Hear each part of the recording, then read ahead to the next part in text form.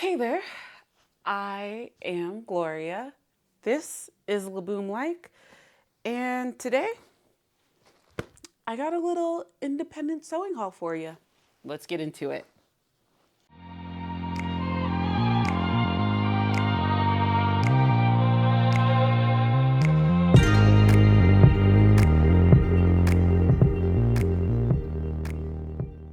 Okay, so first of all, I am wearing a me made lounging teaching outfit. I made this for teaching classes, but my pants are 5 out of 4 patterns ninja leggings, and this top is a pattern hack of McCall's 7979, I think. Um, an easy pattern to hack, and I'll probably make 4 or 5 more tops just to teach it, like this guy. But that's what I'm wearing. Let's get into this sewing haul. Um, I got a call from one of my good friends, Fallon. You'll know her on Instagram as, I think, 557 product line. I'll have her correct handle popping up now. But I got a call from her. She told me about this new uh, indie sewing shop in our area called Hope Sewing Community Shop. It's very, very new. I think it's only 1 month old. Again, the correct information will be up here. But she told me about this amazing new shop. It's similar to the City Sewing Room, which we're familiar with. And it turns out that they have a working relationship with that place. I got introduced to the owner, Casey, and just fell in love with this new shop in our region. If you are near the St. Louis area, you should check it out. It is in North County in Florissant, I believe. Um, but it's a wonderful space. It's a community sewing room, so you can have your membership come in, use their tables, use their machines, use all of the tools and items that they have there for a membership fee. I believe it's $99 a month. So for $99 a month, you can come in anytime that they're open, use anything that they have. So if you don't have certain machines, if you don't have a big table, it's a wonderful space to make use of. And then also, if you don't want to do the monthly unlimited membership, they do have classes that they run there, and they also do have that space available on an hourly basis. I want to say it's $15 an hour to come in and have use of all of their tools and machines. And it reminds me kind of other maker spaces. If you're into different kinds of making or any kinds of arts, let's say you can go to a pottery studio and use their kiln or use their wheels. You can go to maker spaces and use their 3D printer or use their software. You can go to the City Sewing Room or you can go to the Hope Community Sewing Room and use everything that they have there for their like membership fee, and it's wonderful. On top of that, you are able to go into their Maker's Mark and shop. So they have different prices for different items, but all of their fabric, it's all secondhand fabric. It's all donations. So you could also always go in and donate that they go through and they make sure that they have good quality donations. Donated fabrics are $3 a pound. So you can get really, really lucky. You can get some high quality wool. You can get some really, really beautiful silks. You can get all kinds of great fabrics for muslins at $3 a pound. So that's wonderful. And then they have patterns that I believe are $1 or $2 a pattern. So really, really great. You might think, oh, I go to Joann and or I think Hobby Lobby sells patterns too. I don't know. I don't go to Hobby Lobby, but you might think, oh, I can get patterns there for $1, $2, $4, $5 also. But I really like the fact that it's a secondhand space. So there might be patterns that are out of print there. You can strike gold and find printed indie patterns there. You can find some really wonderful vintage patterns. it is a perfect place for a person like me. And it's also a great place to donate your patterns if you're someone who is kind of minimizing your pattern collection or culling through some things, which I might do later this year. You can go through and know, oh, if I donate this to a charity shop, maybe someone might find it. Who knows? If you have a space like this in your community, you'll donate it to a sewing community room, you know a sewist is going to come and find it. You know it will get used. Naturally, think about the the things you just community etiquette. Don't donate something that you've cut into and marked up and done all of this stuff.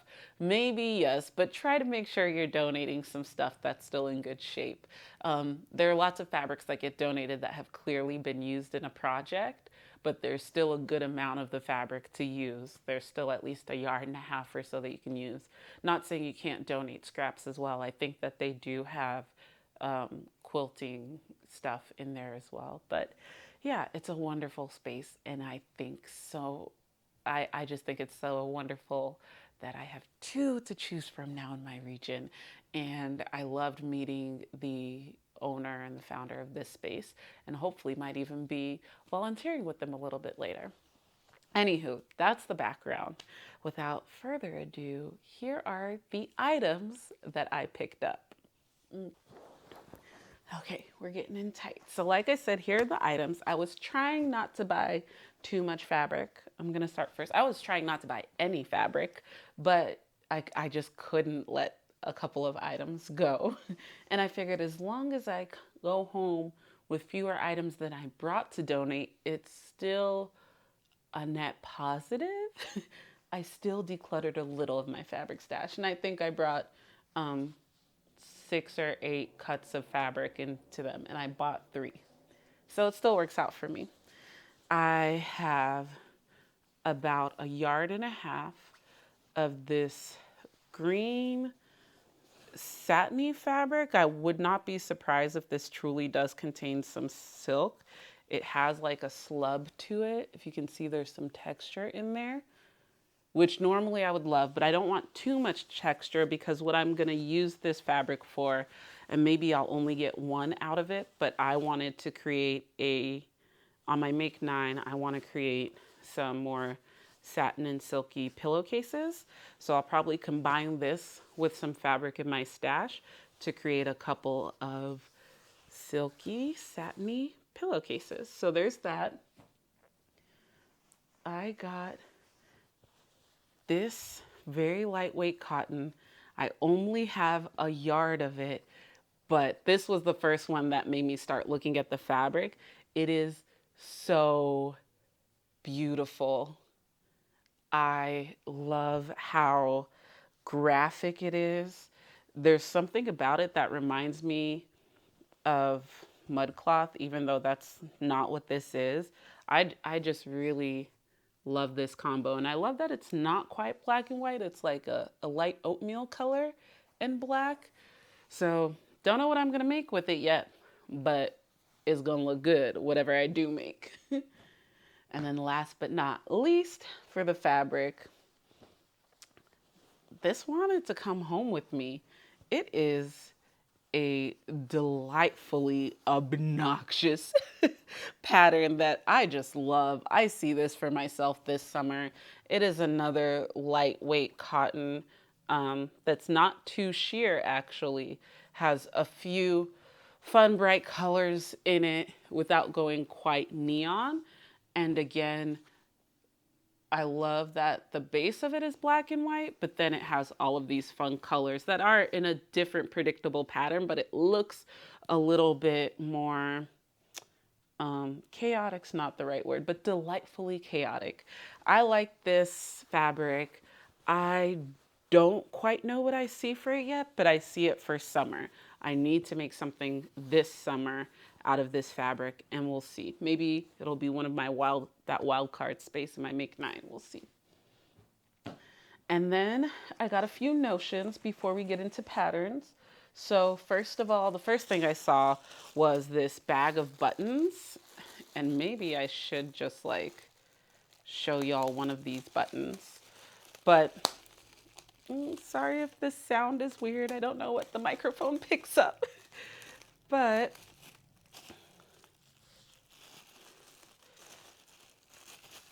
they are either leather or faux leather covered buttons that have a little shank on them. Simple, either 7/8 inch or 1 full inch. I didn't measure them in the store, but these are just like really classic buttons. They had bags like these of different kinds of buttons, and I always like to get buttons secondhand because I think there tend to be better materials for lower prices than you can get in the shop. Um, I always look out for wooden buttons and I look out for leather buttons. I don't know if these are faux leather or not, but they look really good quality, and the shank is metal as opposed to plastic. So I got this little bag of buttons for $3. And y'all know you could go into the store and get 2 buttons like this for $3 or $6 or $7. You could get 1 button like this for $3. So I was really, really happy to get a bunch of them. And I see myself putting these on a linen shirt dress or another item that's nice and long where I need like 12 buttons. So I see myself using that. And then maybe also for a couple jackets, we'll see. Those buttons will get use. And then, oh, I should have organized this first. I really just needed some more black thread.